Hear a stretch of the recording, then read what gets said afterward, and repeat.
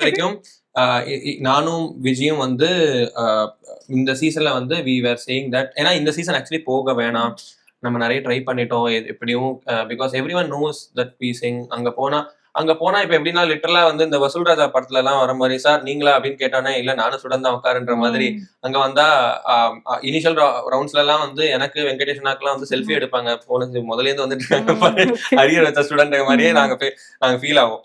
So we were discussing okay last one try இந்த தடவை நம்ம ஒரு தடவை ஸ்ரவனுக்கு வந்து என்ன எப்படியாவது உள்ள நுழைச்சிடும். ஏன்னா நான் சீசன் 6ல நான் வந்த சூப்பர் சிங்கர்ல, பட் ஆனா 17 வரைக்கும் தான் என்னால வர முடிஞ்சது.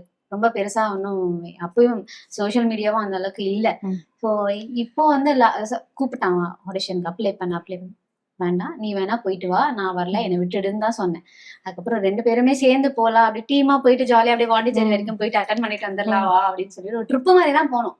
போயிட்டு பாடிட்டு வந்தோம். ஸோ 2 பேர்ல யார் உள்ள போனாலும் எங்களுக்கு சந்தோஷம் தான். ஒண்ணு நீ போ இல்ல நான், இல்ல 2 பேருமே சேர்ந்தே போலாம், அந்த மாதிரி ஒரு இதெல்லாம் பிளான் பண்ணி போனோம். தலைவர் போயிட்டாரு.